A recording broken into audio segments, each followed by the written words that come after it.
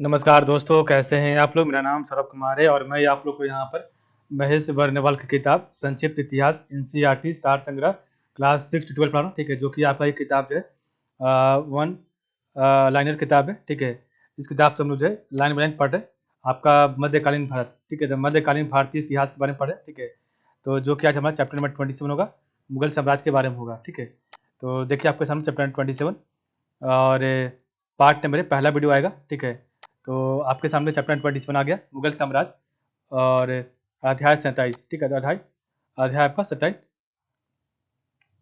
तो देखिए आपके सामने यहाँ से स्टार्ट होगा। तो मुगल वंश के शासक, तो मुगल वंश के शासक व उत्तराधिकारी, तो मुगल वंश के शासक व उत्तराधिकारी कौन है, क्यों पढ़ते हैं। तो यहाँ पे लिखा हुआ है तैमूर वंश से संबंध होने के कारण मुगलों को तैमूरियन भी कहा जाता है। ठीक है, तो तैमूर वंश से संबंध होने के कारण मुगलों को तैमूरियन भी कहा जाता है। तैमूर, तो तैमूर पांचवा तैमूर जो है पांचवा वंशज था। ठीक है, तो तैमूर जो आपका पांचवा वंशज था। ठीक है, और तैमूर का पांचवा वंशज जो था बाबर था। ठीक है, और बाबर जो था इसका पूरा नाम जहीरुद्दीन मोहम्मद बाबर था। ठीक है, जहीरुद्दीन मोहम्मद बाबर नाम था और ये तैमूर वंश का पांचवा वंशज था। ठीक है, तो सबसे पहला शासक बना बाबर मुगल वंश का। सेकंड आपका हुमायूं। ठीक है, तो हुमायूं के बाद आपका तीसरा शासक बना आपका अकबर, जिसे जलालुद्दीन मोहम्मद अकबर भी कहते थे। चौथा आपका जहांगीर, जिसे सलीम कहते थे। ठीक है, पांचवा आपका शासक बना शाहजहां, जिसे खुरम भी कहते थे, तो शाहजहां को खुरम। छठा शासक आपका बना औरंगजेब। ठीक है, सातवां आपका बना औरंगजेब के बाद जो है वो उत्तरवर्ती मुगल शासक स्टार्ट हुआ औरंगजेब के बाद। तो सातवां शासक बना आपका बहादुर शाह प्रथम, जिसे मुअज्जम भी कहते थे। ठीक है, तो बहादुर शाह प्रथम, जिसे मुअज्जम भी कहते थे। ठीक है, आठवां आपका शासक बना जहानदार शाह। ठीक है, तो आठवां आपका जहानदार शाह। ठीक है, और नौवां आपका फर्रुखसियर, तो नौवां शासक बना आपका फर्रुखसियर। दसवां आपका बना शासक रफी उद दराजात। ठीक है, तो 10वां आपका जो शासक बना मुगल साम्राज्य का वो था रफी उद दराजात। ठीक है, 11वां शासक था शाहजहां द्वितीय। ठीक है, तो शाहजहां द्वितीय 11वां शासक था। ठीक है, 12वां आपका था मोहम्मद शाह, जिसे कहते थे रोशन अख्तर। ठीक है, तो 12वां शासक था मोहम्मद शाह रोशन अख्तर। 13वां शासक था अहमद शाह बहादुर। ठीक है, तो 13वां का अहमद शाह बहादुर। ठीक है, 14वां शासक था आलमगीर द्वितीय, तो आलमगीर द्वितीय जिसे अजीजुद्दीन भी कहते थे। 15वां शासक था शाह आलम द्वितीय अली गौहर। ठीक है, शाह आलम द्वितीय अली गौहर था 15वां शासक। ठीक है, 16वां शासक था अकबर शाह द्वितीय मिर्जा अकबर। ठीक है, तो अकबर शाह द्वितीय मिर्जा अकबर। ठीक है, 17वां शासक था बहादुर शाह जफर, जो कि इसका रंगून में निधन हो गया था। ठीक है, तो बहादुर शाह जफर इसका रंगून में निधन हो गया था। ठीक है, और तो ये आपका आखिरी शासक था बहादुर शाह जफर। ठीक है, तो बाकी आपके जो है शाहजहां के 4 पुत्र थे, औरंगजेब, शाह शुजा, मुराद बख्श और आपका दारा सिकोह। ठीक है, तो शाहजहां के 4 पुत्र और औरंगजेब के ये भाई थे। ठीक है, शाह शुजा, मुराद बख्श और दारा सिकोह। ठीक है, तो औरंगजेब का जो है औरंगजेब का जो पुत्र था, उसका जो पुत्र था वो था आजम शाह बहादुर शाह प्रथम, जिसे मुअज्जम भी कहते थे, मोहम्मद अकबर और मोहम्मद काम बख्श। ठीक है, तो मोहम्मद अकबर, मोहम्मद काम बख्श और मुअज्जम और आपका जो है आजम शाह। ठीक है, ये आपके 4 पुत्र थे औरंगजेब के। ठीक है, और और मोहम्मद काम बख्श का बेटा का नाम था मुही उल मिल्लत। ठीक है, तो मुही उल मिल्लत, जिसे शाहजहां तृतीय की उपाधि से धारण की थी। तो मुही उल मिल्लत ने शाहजहां तृतीय की उपाधि धारण की थी और मोहम्मद अकबर ने नेकू सियार की उपाधि धारण की थी। ठीक है सर, मोहम्मद अकबर के बाद उसका बेटा का नाम था नेकू सियार। ठीक है, तो इसके बारे में थोड़ा हम बहुत पढ़ेंगे। ठीक है, तो मोहम्मद अकबर का बेटे का नाम था नेकू सियार। और जहांगीर का एक और पुत्र था जिसका नाम था खुसरो मिर्जा, उसका पुत्र का नाम था दावर बख्श। ठीक है, ये बलि का बकरा से कहते हैं, तो दावर बख्श को बलि का बकरा कहते हैं। ठीक है, तो आपका मुगल शासकों के मकबरे, तो आपका मुगल शासकों के मकबरे कहाँ कहाँ है। तो बाबर का मकबरा आगरा काबुल में, हुमायूं का मकबरा दिल्ली में, अकबर का मकबरा सिकंदरा आगरा आगरा में, जहांगीर जहांगीर का मकबरा लाहौर शाहदरा में, शाहजहां का मकबरा आगरा में और औरंगजेब का मकबरा औरंगाबाद दौलताबाद मुंबई महाराष्ट्र में है। ठीक है, तो नेक्स्ट आप नीचे पढ़ते हैं। तो बाबर, सबसे पहले पढ़ेंगे बाबर के बारे में। तो बाबर का जो आपका शासनकाल था 1526 से लेकर 1530 तक था। तो बाबर का शासनकाल 1526 से लेकर 1530 तक था। तो बाबर का जन्म 14 फरवरी 1483 को ट्रांस ऑक्सियाना के एक छोटे से राज फरगना में हुआ था। इसका पूरा नाम जहीरुद्दीन मोहम्मद बाबर था। ठीक है, जिसका पूरा नाम जहीरुद्दीन मोहम्मद बाबर था।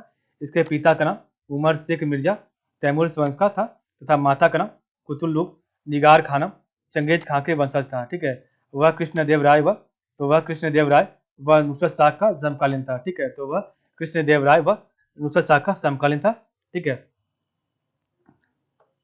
आपका बाबर। ठीक है, बाबर ने अपनी आत्मकथा तुजुक बाबरी तुर्की भाषा में लिखी है 1494 ईस्वी में।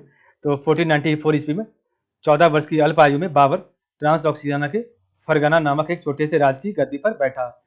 मध्य एशिया के अन्य असंख्य आक्रमणकारियों की तरह बाबर भी भारत के धन धान्य की ख्याति सुनकर उसकी ओर आकृष्ट हुआ था। उसने सुन रखा था कि भारत सोने चांदी का देश है। तैमूर यहाँ से अतुल संपत्ति एवं कुशल कारीगर लेकर लौटा था, जिसके कारण उसने अपनी एशियाई साम्राज्य को सुदृढ़ता प्रदान की थी तथा अपनी राजधानी को भव्य बनाया था। साथ ही उसने पंजाब के कुछ क्षेत्रों को अपने साम्राज्य में मिला लिया था। ठीक है, बाबर की भारत विजय की आकांक्षा का एक और भी कारण यह था कि उसे काबुल से बहुत कम आय होती थी। तो बाबर की भारत विजय की आकांक्षा का एक और भी कारण यह था कि उसे काबुल से बहुत कम आय होती थी। उत्तर पश्चिम भारत की राजनीतिक परिस्थिति भारत में बाबर के प्रवेश के लिए उपयुक्त थी। और 1517 में सिकंदर लोदी की मृत्यु हो चुकी थी तथा दिल्ली की गद्दी पर इब्राहिम लोदी आसीन था। ठीक है, तो उत्तर पश्चिम भारत की राजनीतिक परिस्थिति भारत में बाबर के प्रवेश के लिए उपयुक्त थी और 1517 में सिकंदर लोदी की मृत्यु हो चुकी थी तथा दिल्ली की गद्दी पर इब्राहिम लोदी आसीन था। अफगान सरदारों में एक सबसे दुर्धर्ष व्यक्ति पंजाब का सूबेदार दौलत खान लोदी था। दौलत खान पंजाब का लगभग स्वतंत्र शासक था। ठीक है, तो अफगान सरदारों में एक सबसे दुर्धर्ष व्यक्ति पंजाब का सूबेदार दौलत खान लोदी था और दौलत खान पंजाब का लगभग स्वतंत्र शासक था। 1518-19 में 1518-19 में बाबर ने भेरा के शक्तिशाली दुर्ग को जीत लिया। इसके बाद जब बाबर काबुल लौटा तो दौलत खान ने उसके प्रतिनिधि को भेरा से निकाल दिया। ठीक है, 1520 तो 1520-21 में बाबर ने एक बार पुनः सिंधु नदी पार कर आसानी से भेरा और सियालकोट को जीत लिया था। ठीक है, बाबर के आक्रमण के समय भारतीय राज, तो आपका ये राज है, ये आपका शासक है। ठीक है, तो विजयनगर राज का शासक था कृष्णदेव राय, दिल्ली राज का शासक था इब्राहिम लोदी, कश्मीर राज का शासक था मोहम्मद शाह, मालवा राज का शासक था महमूद शाह तृतीय, गुजरात का था बहादुर शाह, बंगाल का नुसरत शाह, मेवाड़ का राणा सांगा और सिंध का शासक था साहबेग अरमून। ठीक है, तो ये आपके शासक थे बाबर के आक्रमण के समय भारतीय राज्य पे। ठीक है, तो कृष्णदेव राय विजयनगर राज का शासक था, इब्राहिम लोदी दिल्ली राज का शासक था, मोहम्मद शाह कश्मीर राज का शासक था, महमूद शाह द्वितीय मालवा राज का शासक था, बहादुर शाह आपका गुजरात राज्य का शासक था, नुसरत शाह बंगाल का, राणा सांगा मेवाड़ का और साहबेग अरमून सिंह का। ठीक है, दौलत खां के पुत्र दिलावर खां के नेतृत्व में एक दूत मंडल बाबर के पास पहुंचा और उन्होंने बाबर को भारत आने के लिए निमंत्रित किया था। ठीक है, तो दौलत खां के पुत्र दिलावर खां के नेतृत्व में एक दूत मंडल बाबर के पास पहुंचा। उन्होंने बाबर को भारत आने के लिए निमंत्रित किया था। पानीपत का युद्ध, तो पानीपत का प्रथम युद्ध 21 अप्रैल 1526 में हुआ था। ठीक है, इब्राहिम लोदी ने विशाल सेना के साथ पानीपत हरियाणा में बाबर का सामना किया। बाबर ने 12,000 सैनिकों के साथ सिंधु नदी पार की थी। बाबर ने 2 कुशल उस्मानिया तोपचियों उस्ताद अली और मुस्तफ़ा की सेवाएं प्राप्त की थी। उस समय भारत में बारूद का प्रयोग धीरे धीरे विकसित हो रहा था। इस युद्ध में बाबर की विजय प्राप्त हुई थी तथा इब्राहिम लोदी की मृत्यु हो गई थी। पानीपत के युद्ध को भारतीय इतिहास के निर्णायक युद्धों में गिना जाता है। ठीक है, तो पानीपत का प्रथम युद्ध 21 अप्रैल 1526 को हुआ था। उसके बाद खानवा का युद्ध 16 मार्च 1527 में, चंदेरी का युद्ध 29 जनवरी 1528 में, घाघरा का युद्ध 5 मई 1529 में, चौसा का युद्ध 26 जून 1539 में, और कन्नौज का युद्ध 17 मई 1540 में हुआ था। ठीक है, तो पानीपत युद्ध 21 अप्रैल 1526 में, खानवा का युद्ध 1527 में, चंदेरी का युद्ध 1528 में, घाघरा का युद्ध 1529 में, चौसा का युद्ध 1539 में, और कन्नौज का युद्ध 1540 में हुआ था। ठीक है, इस युद्ध में लोधी साम्राज्य का अंत हो गया तथा दिल्ली से आगरा तक के संपूर्ण क्षेत्र पर बाबर का नियंत्रण स्थापित हो गया। बाबर को 2 और कठिन लड़ाइयां लड़नी पड़ी, पहला मेवाड़ के राणा सांगा के विरुद्ध तथा दूसरा पूर्वी अफगानों के विरुद्ध। ठीक है, तो इस युद्ध में लोधी साम्राज्य का अंत हो गया तथा दिल्ली से आगरा तक के संपूर्ण क्षेत्र पर बाबर का नियंत्रण स्थापित हो गया। बाबर को 2 और कठिन लड़ाइयां लड़नी पड़ी, पहला मेवाड़ के राणा सांगा के साथ और दूसरा पूर्वी अफगानों के विरुद्ध। बाबर ने अपनी आत्मकथा में कहा है कि उसने सर्वप्रथम बारूद का प्रयोग भेरा के किले पर आक्रमण करने समय किया था। इस युद्ध में बाबर ने तुलगमा पद्धति का प्रयोग किया था। खानवा का युद्ध, तो आपका खानवा का युद्ध जो है 16 मार्च 1527 में हुआ था। ठीक है, तो खानवा का युद्ध 16 मार्च 1527 में हुआ था। बाबर ने राणा सांगा पर संधि भंग करने का आरोप लगाया। उसने कहा कि उसे राणा सांगा ने भारत आने के लिए आमंत्रित किया था और इब्राहिम लोधी के विरुद्ध उसका साथ देने के वचन दिया था, पर जब वह दिल्ली और आगरा पर विजय पाने में व्यस्त था तब राणा सांगा ने उसका साथ नहीं दिया। अत्यधिक अफगानों ने राणा सांगा का सहयोग किया। इसमें इब्राहिम लोधी का छोटा भाई महमूद लोधी भी शामिल था, जिसे सांगा के विजित होने पर दिल्ली की गद्दी वापस मिल जाने की आशा थी। मेवात का शासक हसन खां ने मेवाती राणा का सहयोग किया। ठीक है, और लगभग सभी राजपूत राजाओं ने राणा के अधीन लड़ने के लिए अपनी अपनी सेनाओं की टुकड़ियां भेजी थी। ठीक है, राणा सांगा की ख्याति बयाना जैसे कुछ सीमावर्ती मुगल ठिकानों के विरुद्ध उसकी प्रारंभिक सफलता की जानकारी की वजह से बराबर की सेना में पराजय की निराशा छा गई। ठीक है, तो राणा सांगा की ख्याति बयाना जैसे कुछ सीमावर्ती मुगल ठिकानों के विरुद्ध उसकी प्रारंभिक सफलता की जानकारी से बाबर की सेना में पराजय की निराशा छा गई। ठीक है, उनमें उत्साह भरने के लिए बाबर ने पूरी गंभीरता से ऐलान किया कि यह लड़ाई है अपने को सच्चा मुसलमान दिखाने के लिए। जिहाद का नारा युद्ध से एक दिन पहले उसने अपने सैनिकों के सामने शराब की समूची सुराहियां उलीच दी और सारे पैमाने तोड़ डाले। उसने अपने पूरे राज्य में शराब की खरीद बिक्री पर पाबंदी लगा दी तथा मुसलमानों पर से सारी चुंगी हटा ली। ठीक है, बाबर ने सावधानी पूर्वक आगरा से 40 किलोमीटर दूर खानवा में उपयुक्त स्थान चुनकर अपना मोर्चा जमाया। खानवा का मैदान 1527 ईस्वी में भीषण युद्ध हुआ और बाबर के अनुसार राणा सांगा की सेना में 2 लाख से अधिक सैनिक थे और इनमें से 10,000 अफगान घुड़सवार भी थे।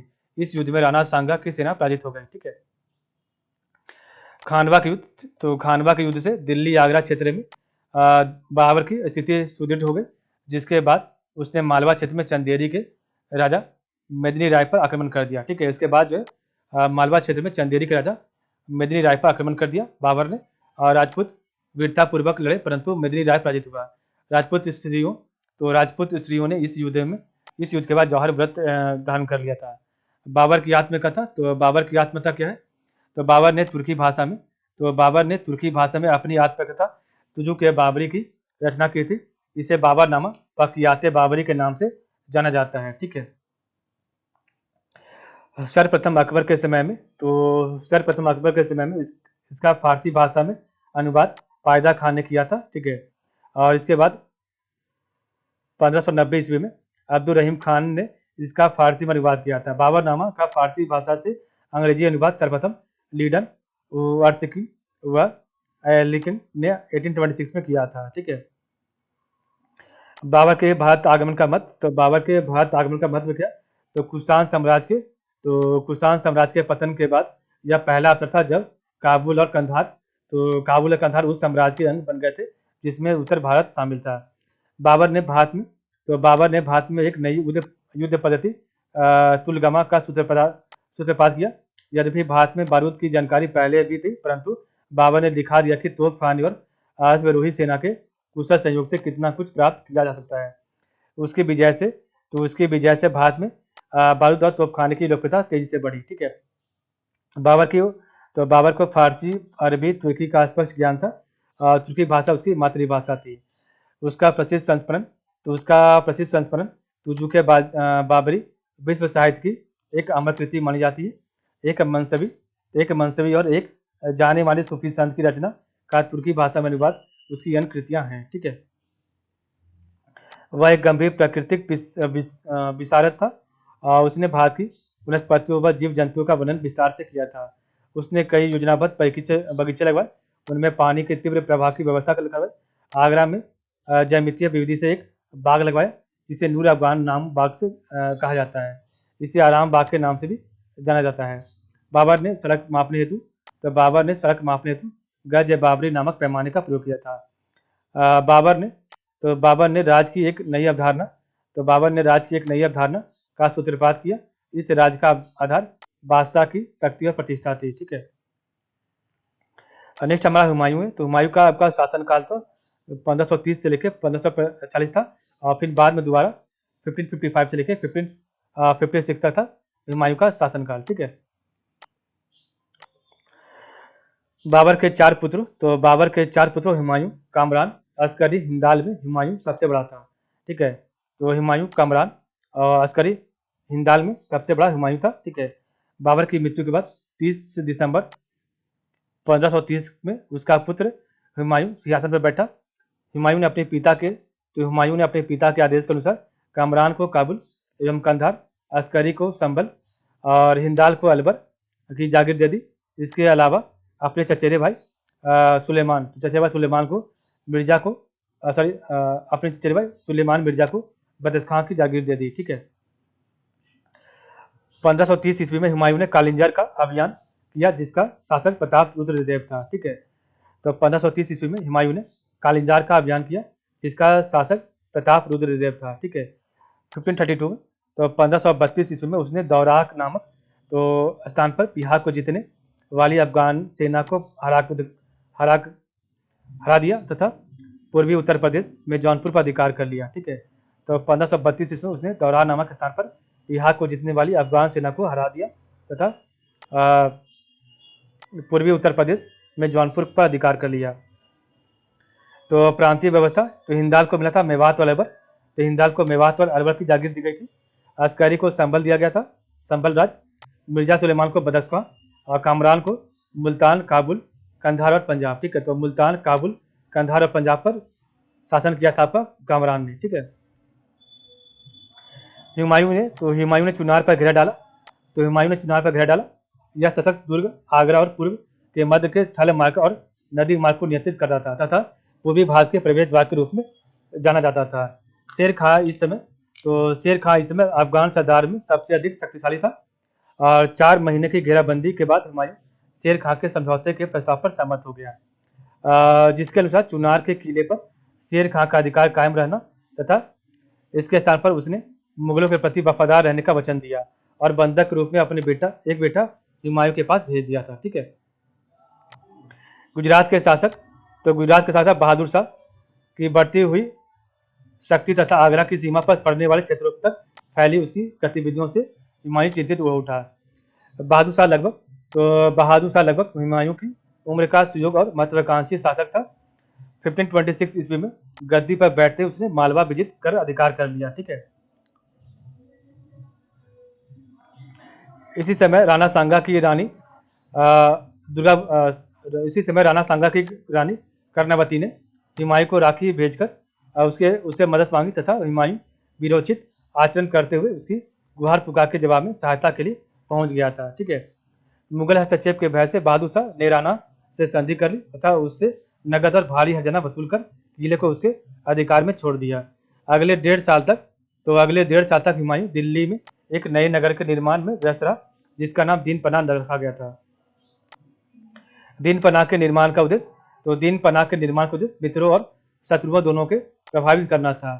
चित्तौड़ से बचकर जाने के बाद बहादुर शाह ने अपना अभियान जारी रखा और चित्तौड़ पर फिर घेरा डाल दिया तथा इब्राहिम लोदी के एक अर्शदार तातर खां को अस्त्र शस्त्र और सैनिक उपलब्ध करवाए गए। तातर खां 40,000 की एक फौज से आगरा पर आक्रमण करने वाला था। ठीक है, हुमायूं ने तातर खां की चुनौती को आसानी से विफल कर दिया तथा मालवा पर आक्रमण किया। इस आक्रमण के बाद हुए संघर्ष में हुमायूं ने उल्लेखनीय सैनिक कौशल और व्यक्तिगत वीरता का परिचय दिया। बहादुर शाह में मुगलों का सामना करने का साहस नहीं था। उसने चित्तौड़ पर अधिकार कर लिया तथा परंतु हुमायूं के आक्रमण की सूचना पाते ही वह किलेबंद शिविर को छोड़कर मांडू भाग गया। बहादुर शाह पुर्तगालियों के एक जहाज पर पुर्तगाली गवर्नर से हुई लड़ाई में जहाज से समुद्र में गिर पड़ा और डूबकर उसकी मृत्यु हो गई। गुजरात को जीतने के बाद हुमायूं ने उसे अपने छोटे भाई अस्करी को सुपुर्द कर दिया था। ठीक है, चौसा का युद्ध आपका 26 जून 1539 को हुआ। ठीक है, तो आगरा से हुमायूं की गैर हाजिरी फरवरी 1535 से फरवरी 1537 के समय शेर खान ने अपनी स्थिति और मजबूत कर ली। अब वह बिहार का निर्विवाद स्वामी था। यद्यपि वह मुगलों के प्रति वफादारी का दिखावा करता रहा, परंतु वस्तुतः भारत से उसके निष्कासन की योजना व्यवस्थित रीति से तैयार कर रहा था। उसने एक विशाल और कुशल सेना खड़ी कर ली थी, जिसमें 1200 हाथी शामिल थे। हुमायूं के आगरा लौटने के कुछ ही दिनों बाद उसने इसी सेना के बल पर बंगाल के शासक को पराजित कर उससे 13 लाख दिनार सोने के सिक्के हर्जाना वसूल किया था। ठीक है, हुमायूं ने शेर खां के विरुद्ध कूच कर दिया तथा 1537 ईस्वी के अंतिम दिनों में चुनार पर घेरा डाल दिया। अफगानों ने वीरता के साथ किले की रक्षा की। तोपची रूमी खां की कई प्रयासों के बाद भी उस पर अधिकार करने में हुमायूं को 6 महीने लग गया। इस बीच शेर खान ने धोखे से रोहतास के मजबूत किले पर अधिकार कर लिया था। ठीक है, उसके बाद उसने दूसरी बार बंगाल पर आक्रमण किया और उसकी राजधानी गौड़ पर अधिकार कर लिया। इस प्रकार शेर खान ने हुमायूं को पराजित कर दिया था। ठीक है, गौड़ को जीतने के बाद शेर खान ने हुमायूं के पास प्रस्ताव भेजा कि यदि वह बंगाल को उसके अधिकार में रहने दे तो वह बिहार उसे सौंप देगा और 10 लाख दिनार का सालाना अदा भी करेगा। ठीक है, हुमायूं ने शेर खां के प्रस्ताव को ठुकरा दिया तथा बंगाल पर चढ़ाई करने का निर्णय कर लिया। हुमायूं ने अपनी सेना को बक्सर के पास चौसा तक ले आया था। ठीक है, तो हुमायूं ने शेर खां के प्रस्ताव को ठुकरा दिया तथा बंगाल पर चढ़ाई करने का निर्णय लिया। हुमायूं अपनी सेना की बक्सर के पास चौसा तक ले आया। शेर खां के शांति के एक प्रस्ताव के झांसे में आकर हुमायूं कर्मनाशा नदी पार करके उसके पूर्वी तट पर आ गया। ठीक है, हुमायूं अपने घोड़े सहित गंगा नदी में कूद गया और एक विस्ती की सहायता से सुरक्षित बाहर निकला। हुमायूं ने इस उपकार के बदले विस्ती को एक दिन का बादशाह घोषित किया, जिसमें चमड़े का सिक्का जारी किया था। ठीक, एक दिन का बादशाह ने। ठीक है,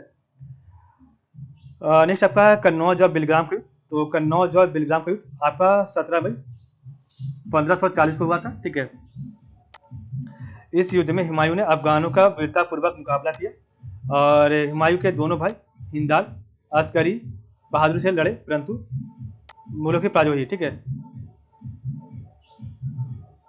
कन्नौज की लड़ाई ने हुमायूं और शेर खां के मध्य के संघर्ष को फैसला कर दिया था कि अब हुमायूं बिना बादशाहत का बादशाह रह गया था। काबुल और कंधार कामरान के हाथों में था। अगले 2.5 वर्षों तक वह सिंध और उसके आसपास के क्षेत्रों में भटकता रहा तथा अपना राज वापस पाने के लिए विभिन्न प्रकार की योजना बनाता रहा। उसे ईरान के शाह के दरबार में शरण मिली तथा 1545 में उसी की सहायता से उसने काबुल और कंधार पर पुनः अधिकार कर लिया। अपने निर्वासन काल के दौरान हुमायूं ने हिंदाल के आध्यात्मिक गुरु मीर अली की पुत्री हमीदा बानो बेगम से 29 अगस्त 1541 को विवाह कर लिया, जिन्होंने अकबर को जन्म दिया था। 23 जुलाई 1555 में हुमायूं एक बार पुनः दिल्ली के सियासत पर बैठा, परंतु वह अधिक समय तक जीवित नहीं रह सका। एक दिन हुमायूं जब दिल्ली पर दीन पावना भवन में स्थित पुस्तकालय शेर मंडल की सीढ़ियों से उतर रहा था तो वह गिर गया और इस प्रकार जनवरी 1556 में हुमायूं की मृत्यु हो गई। लेनपुल ने हुमायूं पर टिप्पणी करते हुए कहा कि हुमायूं जीवन भर लखड़ाता रहा और लखड़ाते हुए अपनी जान दे दी। उसकी पत्नी हाजी बेगम ने किले के समीप उसका एक मकबरा बनाया था। ठीक है, अबुल फजल ने हुमायूं को तो अबू फजल ने हुमायूं को इंसान कामिल कहकर संबोधित किया था। कानून ए हुमायूं के अनुसार हुमायूं ने प्रशासन में सहायता के लिए अहल मुराद वर्ग का गठन किया, जिसमें नर्तक व नर्तकियां शामिल थी। उसने दिल्ली में मीना बाजार की शुरुआत की थी, जिसमें कर्मचारियों की पत्नियों बाजार लगाई थी और राजपरिवार लोग क्रिया करते थे। ठीक है, चूंकि हुमायूं ज्योतिष में विश्वास करता था, इसलिए उसने सप्ताह के 7 दिन 7 रंग के कपड़े पहनने के नियम बनाए थे। वह मुख्यतः परिवार को पीला, शनिवार को काला और सोमवार को जो है सफेद कपड़ा पहनता था। ठीक है, नेक्स्ट आपका शेर शाह सूरी के बारे में पढ़ना। तो शेर शाह सूरी का जो आपका शासनकाल था 1540 से लेके 1545 तक था। ठीक है, तो शेर शाह सूरी शेर खां दिल्ली के सियासत में 67 साल की आयु में बैठा। उसका मूल नाम फरीद था। ठीक है, तथा उसके पिता हसन खां जौनपुर के एक छोटे से जागीरदार थे। फरीद को शेर खां का खिताब उसके संरक्षक ने एक शेर को मारने पर दिया था। मोहम्मद शाह बहार खां लोहानी की मृत्यु के बाद शेर खां ने उसकी विधवा दुदू बेगम से विवाह कर लिया और दक्षिण भारत का शासक बन गया। शेर सूरी ने मोहम्मद बिन तुगलक की मृत्यु के बाद उत्तर भारत में स्थापित सबसे बड़े साम्राज्य पर शासन किया। उसका साम्राज्य बंगाल से लेकर सिंधु नदी तक कश्मीर को छोड़कर फैला हुआ था और पश्चिम में उसने मालवा और लगभग पूरे राजस्थान को जीत लिया था। ठीक है, 1532 में मारवाड़ की गद्दी पर बैठने वाले राजा मालदेव ने बहुत तेजी से संपूर्ण पश्चिमी और उत्तरी राजपूताना पर अपना अधिपत्य स्थापित कर लिया था।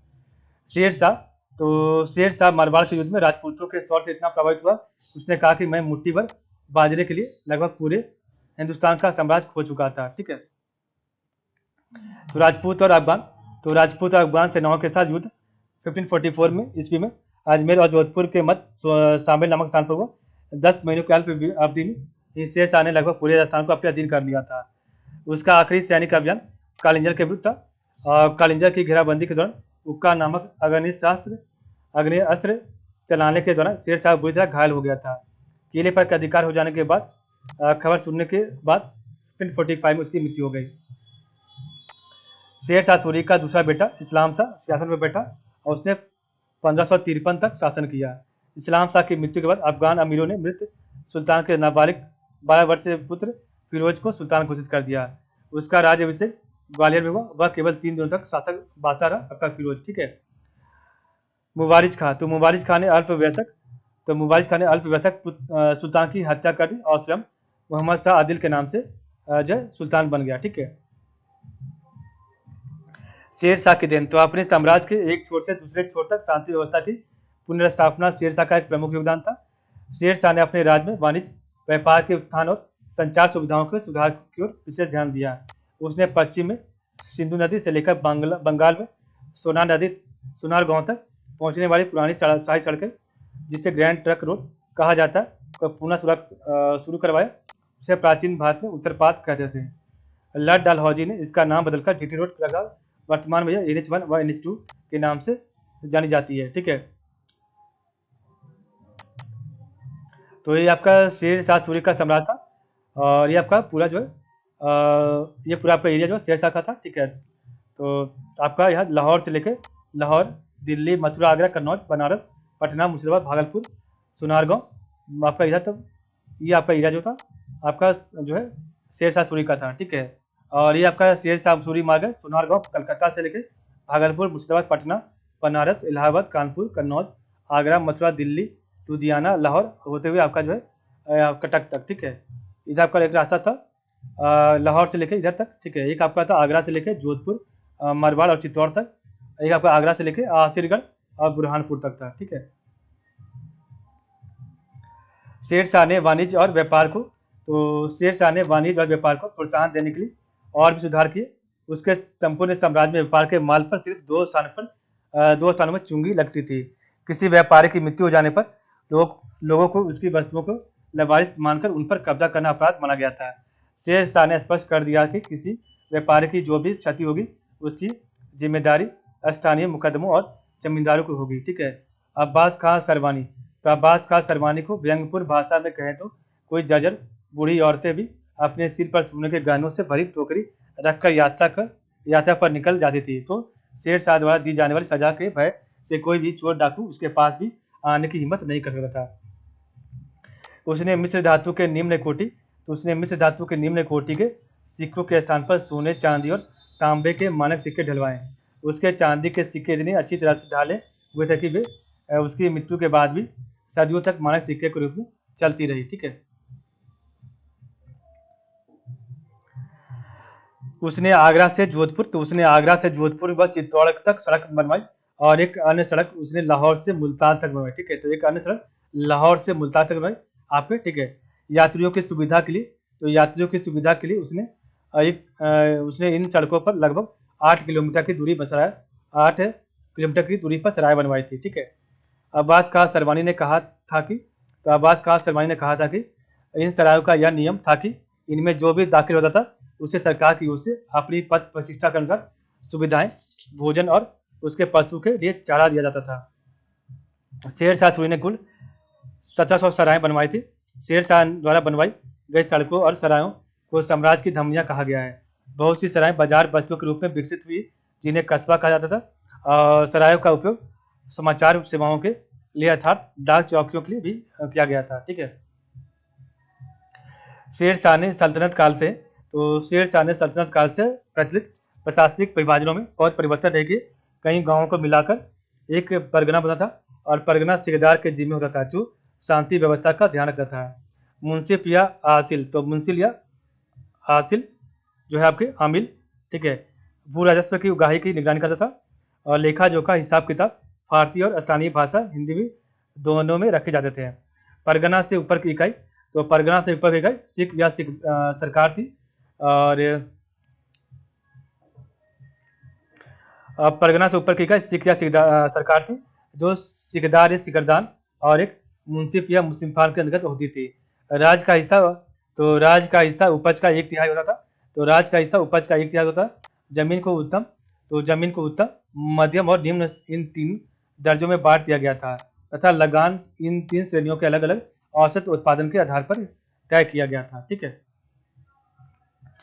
बोई गई जमीन के क्षेत्रफल लगाई गई फसलों की किस्में और प्रत्येक किसान द्वारा देय लगान एक कागज में दर्ज होता था जिसे पट्टा कहते थे। अपने विस्तृत साम्राज्य को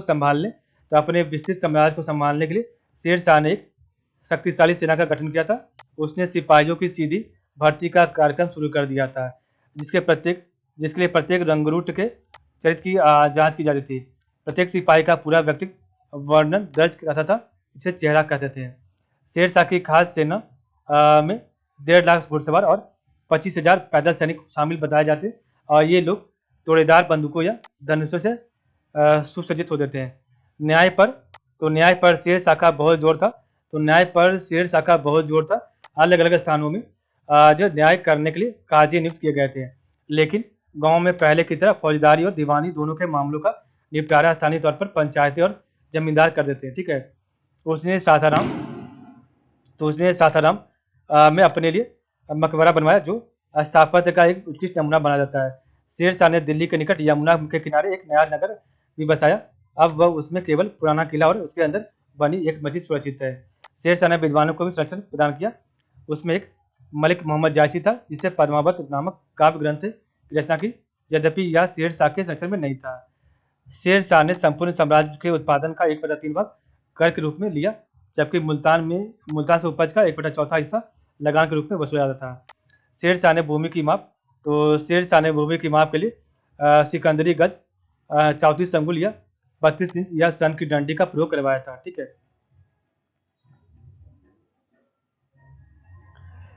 शेर शाह की मुद्रा व्यवस्था अत्यंत विकसित थी। उसने पुराने घिसे पिटे सिक्कों के स्थान पर शुद्ध चांदी का रुपया 180 ग्रेन और तांबे का दाम 380 ग्रेन चलाया था। शेर शाह के समय में 23 टकसालें थी और शेर शाह के सिक्कों पर शेर शाह का नाम और पद अरबी या नागरिक लिपि में अंकित होती थी। शेर शाह द्वारा रुपये के बारे में स्मिथ ने लिखा है कि यह रुपया वर्तमान ब्रिटिश मुद्रा प्रणाली का आधार था। मालगुजारी लगान के अतिरिक्त किसानों को जरीबाना, ठीक है, सर्वेक्षण शुल्क एवं महाशिलाना कर, संग्रह शुल्क नामक कर देने पड़ते थे जो क्रमशः भू राजस्व का 2.5% एवं 5% होता था। ठीक है। मुगलकालीन उच्च अधिकारी, तो दीवान इंसा विभाग जो था उच्च अधिकारी इसके थे, सुल्तान के आदेश को लिखने और डाक संबंधी कार्य करता था दीवान इंसा विभाग। ठीक है, तो सुल्तान के आदेश को लिखने और डाक संबंधी कार्य का विभाग जो था आपका दीवान इंसा था। दीवान वजारत, तो दीवान वजारत लगान, अर्थव्यवस्था, राज्य की आय व्यय, मंत्रियों के कार्यों की देखरेख आदि। दीवान कजा, तो न्याय विभाग, तो दीवान कजा न्याय विभाग, काजी उल कुजात। दीवान बरीद, तो गुप्तचर विभाग, बरीद मुमालिक के अधीन था। दीवान आरिज, तो सेना की भर्ती, रसद, शिक्षा, संगठन की देखरेख।